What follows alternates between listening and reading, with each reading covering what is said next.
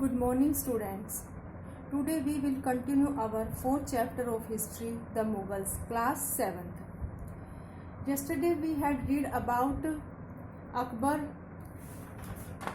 Mughal rule in India, second phase. हमने कल जो मुगल रूल था इंडिया में सेकंड फेज को डिस्कस किया था, जिसमें हमने अकबर को डिस्कस किया था और उसके एडमिनिस्ट्रेशन को डिस्कस किया था। अब हम करेंगे उसके सक्सेसर, यानी अकबर के बाद जो उसके सक्सेसर थे उनको रीड करेंगे। तो उसमें सबसे पहले क्या आता है हमारा जहांगीर। जहांगीर ने कब 1605 से यानी 1627 तक क्या है रूल किया था। Jahangir the eldest son of the Akbar succeeded him.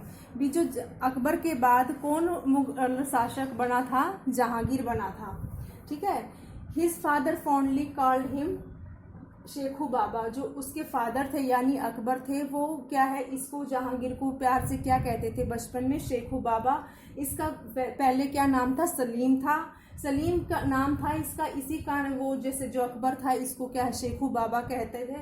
लेकिन बाद में जब ये मुगल शासक बना तब ये क्या है जहांगीर के नाम से फेमस हुआ था।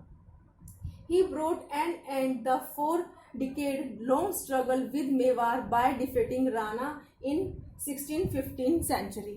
भी इसने क्या है अकबर ने भी बहुत सारे राजपूत शासकों के साथ तो फ्रेंडशिप करके भी अच्छे रिलेशन बनाए थे।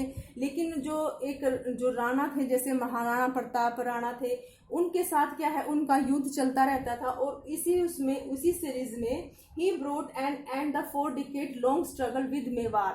मेवाड़ के साथ था उसका स्ट्रगल, किसका, अकबर का। तो इसने जहांगीर ने जो ये स्ट्रगल चला हुआ था 4 decade, पिछले 40 सालों से जो ये इतना लंबा स्ट्रगल चल रहा था, किसके साथ, मेवाड़ के साथ, उसको क्या है खत्म किया था बाय डिफेटिंग राणा इन 1615 सेंचुरी में। भी उसने राणा को हराकर 1615 ईस्वी में इस स्ट्रगल को, इस लॉन्ग स्ट्रगल को क्या किया था, खत्म किया था। He also subdued Musa Khan and his 12 confederates known as Bura Bhaiya, who controlled Sonargaon इन बंगाल। भी उसने जो मूसा खान और उसके 12 जो कन्फिडेटर्स थे, यानी जो उसके विश्वास पात्र थे, उसके जाने जाते थे बुरा भुइया से, 12 भुइया के नाम से जाने जाते थे। जो यानी मूसा खान और उसके जो 12 कन्फिडेटर्स थे, विश्वास पात्र थे, वो किसके उससे जाने जाते थे, 12 भुइया के उससे जाने जाते थे। और हु कंट्रोल्ड सनौर गांव इन बंगाल, जो क्या है बंगाल का एक जो सोरेन गांव जो क्षेत्र है उसको क्या कंट्रोल करते थे। कौन कंट्रोल करते थे, मूसा खान। लेकिन इसको किसने अपने अधीन कर लिया था, जहांगीर ने इनको अपने अधीन कर लिया था। ये क्या है, बुरा खान यानी ये वॉरियर चीफ थे और लैंड लॉर्ड्स थे, ये उनका ग्रुप था ये।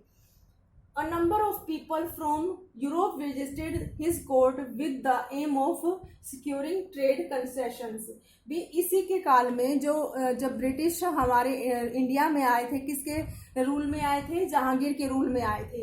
वो किसके रूप में आए थे, वो एक व्यापारी के रूप में आए थे और जहांगीर के शासनकाल में आए थे। और number of people from Europe visited his court. भी बहुत सारे जो इंग्लिश यूरोप से बहुत सारे क्या है लोग किसके कोर्ट में आए थे, जहांगीर के कोर्ट में, with the aim of securing trade concession. भी किस चीज के लिए आए थे, अपने ट्रेड का जो है उसको सिक्योर करने के लिए, कुछ कंसेशन के उसमें वो किसके, जहांगीर के कोर्ट में आए थे। उसमें कौन कौन थे, जैसे the English were granted permission to set up a factory at Surat. भी वो जो इंग्लिश थे यानी जो अंग्रेज थे, वो क्या उन्होंने परमिशन ग्रांटेड करवा ली थी कि भी वो क्या सूरत में एक फैक्ट्री लगाने के लिए उन्होंने इससे क्या है जहांगीर से परमिशन ली थी।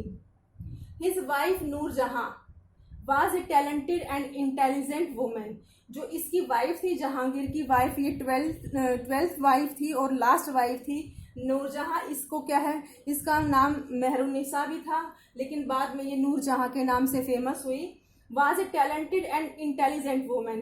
भाई वो बहुत ज़्यादा इंटेलिजेंट और टैलेंटेड वुमेन थी। सी एक्सरसाइज्ड कंसिडरेबल इन्फ्लुएंसेस इन रॉयल अफेयर्स। भी वो रॉयल अफेयर्स, जो शाही अफेयर्स होते थे, जो अफेयर्स होते थे, काम होते थे, उसमें उनका क्या है बहुत ज़्यादा प्रभाव डालती थी। कौन? Nur Jahan. Struck coins in her name during the last years of Jahangir reign. भी वो उसने जहांगीर के जो शासनकाल के लास्ट ईयर में जो कॉइन्स बनाते थे, जो तो उस पर जैसे जो राजा जो कॉइन्स बनाता था तो उस पर अपना नेम डालता था। तो इसने भी, जो नूरजहां थी, इसने भी जहांगीर के साथ साथ अपना नाम भी अब कॉइन्स में लिखवाना शुरू कर दिया था। किसके? जहांगीर के लास्ट ईयर में। A struggle for power began between Nur Jahan and Jahangir son prince Khurram. भी जो इसका स्ट्रगल नूरजहां का और जहांगीर का जो बेटा था प्रिंस खुर्रम, जो बाद में शाहजहां कहलाया था, उसके साथ इनका पावर को लेने के लिए क्या स्ट्रगल चल रहा था, संघर्ष चला था। क्योंकि जो नूरजहां थी वो क्या है, नूरजहां अपने बेटे को जैसे भी राजा बनाना चाहती थी, लेकिन जो प्रिंस खुर्रम था, जहांगीर का जो बेटा था, और इसके बीच में क्या है स्ट्रगल था, किसके लिए? पावर के लिए। Jahangir fascinated by art and architecture.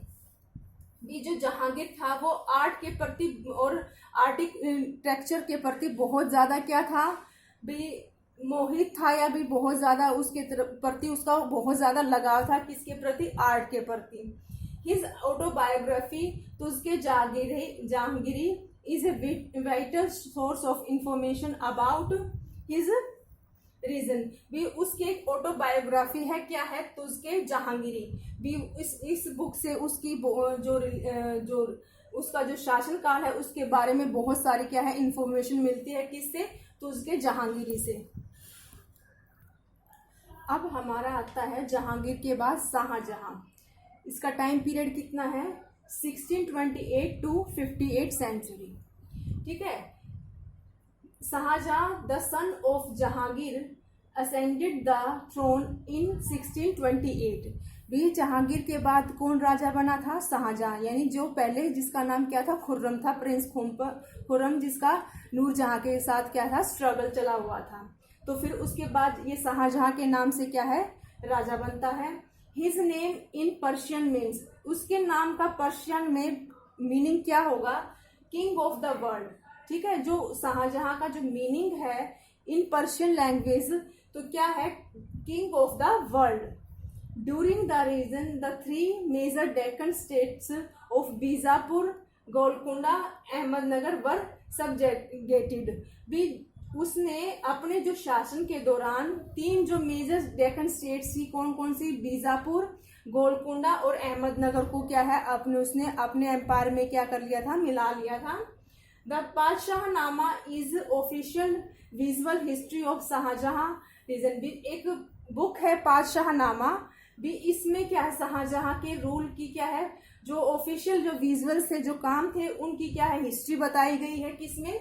पातशाहनामा में। It was authored bye Abdul Hamid Lahori. और ये किसने लिखी थी?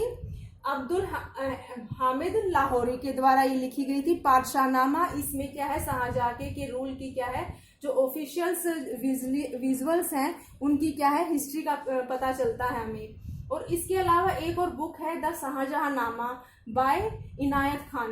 और एक शाहजहांनामा भी एक बुक है जो जहांगीर के ऊपर लिखी गई है, और वो किसके द्वारा लिखी गई थी? बाय इनायत खान के द्वारा। Agra, Lahore, Delhi and Ahmednagar were connected to trading activities through a network of roads. ये 4 स्टेट थी, आगरा, लाहौर, दिल्ली और अहमदनगर क्या है जिससे वो क्या है ट्रेडिंग एक्टिविटीज करता था। और वो कनेक्टेड थी किससे? ट्रेडिंग एक्टिविटीज से। और किसके द्वारा? नेटवर्क ऑफ रोड्स, यानी रोड्स के द्वारा वो क्या है एक दूसरे से कनेक्ट थी फॉर ट्रेडिंग एक्टिविटीज के लिए। He took interest in the growth of literature and art. भी उसका जो शाहजहां था उसका इंटरेस्ट था किसमें? लिटरेचर और आर्ट में। The grand and beautiful Taj Mahal at Agra was built during in his rule in the memory of his wife Mumtaz Mahal. और जो आज आप ताजमहल देखते हो आगरा में, ये किसके द्वारा बनवाया गया था? शाहजहां के द्वारा ही बनवाया गया था। और ये क्या है उसने यह अपने रूल के यानी शासन के दौरान बनवाया था और किसकी मेमोरी में, अपनी वाइफ मुमताज महल की याद में उसने ताजमहल को बनवाया था। It stand out as one of the finest example of Mughal art and architecture. भी जो ये क्या है, जो मुगल्स के जो आर्ट और जो इसके आर्ट के जो भी एग्जाम्पल्स हैं उसमें सबसे फाइनेस्ट कौन सा है, ताजमहल है। ठीक है, और ये इस भी वर्ल्ड में भी पूरे फेमस है, यानी ये 7 अजूबों में शामिल किया जाता है किसको, ताजमहल को। A struggle for succession among his sons. और आप जब वो भी जहांगीर जैसे भी जैसे औरों की तरह इसके जहांगीर के काल में भी उसके बेटों में क्या है, भी पावर के लिए, सत्ता के लिए क्या है, युद्ध छिड़ गया था। Struggle for succession among his सन, उसके सनों के बीच में 4 बेटे थे उसके लिए उन्होंने उसमें क्या होगा, स्ट्रगल शुरू हो गया था। कौन कौन से सन थे, दारा शिको, शुजा, मुराद एंड औरंगजेब। इनके चारों बेटों में क्या है, पावर के लिए क्या है, लड़ाई शुरू हो गई थी, स्ट्रगल शुरू हो गया था। तो इसमें औरंगजेब को क्या है, विक्ट्री मिली थी। Shah Jahan was impressed by Aurangzeb at Agra 1658 में। और औरंगजेब ने अपने फादर को, किसको, शाहजहां को क्या है, कैद कर लिया था और उसको आगरा के फोर्ट में डाल दिया था। और वो यानी खुद क्या बन गया था, राजा बन गया था। और उसने अपने पिता को क्या है, आगरा के किले में कैद कर लिया था। कब, 1658 में। और फिर क्या है, उसके बाद वहीं पर उसकी क्या है, डेथ हो जाती है, किसकी, शाहजहां की। शाहजहां के बाद आता है हमारा औरंगजेब। ठीक है, औरंगजेब का टाइम पीरियड कितना है, 1658 टू 1707 सेंचुरी। ठीक है, औरंगजेब किसका बेटा था, शाहजहां का। इसने अपने फादर को क्या कर दिया था, भी कैद कर लिया था आगरा के फोर्ट में। ascended the throne in 1658 after winning the war of succession against his 3 brothers। भी उसने थ्रोन को कब पाया था, 1658 में। और क्या है, winning the war of succession. भी उसने उसने अपने 3 भाइयों के खिलाफ जो भी पावर को पाने के लिए जो युद्ध लड़ा था, उसमें क्या है, वो विजयी रहा था। He ruled for 50 years and adopted the title Alamgir. भी उसने लगभग 50 साल तक क्या है, रूल किया। और उसने एक टाइटल को अडॉप्ट किया यानी आलमगीर। उसे क्या कहा गया, आलमगीर कहा गया। ठीक है, आलमगीर का मतलब है कॉन्कर द वर्ल्ड एम्परर, भी यानी पूरे विश्व पर राज करने वाला। ही कवर्ड ऑलमोस्ट एंटायर सब कॉन्टिनेंट। उसने लगभग पूरे कॉन्टिनेंट पर क्या है, कब्जा कर लिया था, यानी पूरे नॉर्थ से लेकर साउथ तक, ईस्ट से लेकर वेस्ट तक, यानी पूरे लगभग पूरे सब कॉन्टिनेंट पर क्या है, उसका ही रूल था। His toughness struggle was against the Marathas under Shivaji. भी उसने मराठा शासक था, शिवाजी था, उसके साथ उसका क्या है, बहुत ज्यादा टफ क्या था, स्ट्रगल था, युद्ध था। इसका भी बहुत, यानी शिवाजी के साथ इसका बहुत ज्यादा संघर्ष चला था। और शिवाजी को अपने जैसे भी शिवाजी क्या चाहते थे, भी मराठा को एक स्वतंत्र राज्य बनाना, स्थापित करना चाहते थे। तो इसके अगेंस्ट में वो क्या है भी, और जो औरंगजेब था वो मराठा को अपने अधीन करना चाहता था। इसीलिए शिवाजी और औरंगजेब में बहुत ज्यादा संघर्ष चला था। Aurangzeb religious policy brought him conflict with the 9th Sikh Guru Tegh Bahadur. भी औरंगजेब की जो रिलीजियस पॉलिसी थी वो क्या है, ब्रोट हिम कॉन्फ्लिक्ट, उनके बीच क्या मतभेद लेके आई, यानी उनके बीच क्या, किसके साथ, 9वें गुरु, सिख गुरु थे तेग बहादुर, उनके साथ क्या है, रिलीजियस पॉलिसी के कारण, औरंगजेब की रिलीजियस पॉलिसी के कारण जो 9th गुरु थे, सिख गुरु तेग बहादुर, वो क्या है, खिलाफ थे उसके। और इसको क्या है, इसी की चीज के चलते जो औरंगजेब ने उनको क्या कर दिया था, फांसी दे दी थी। He also undertook a series of measures which were anti-Hindu in nature, like the reimposition of taxes payable by non-Muslim जजिया।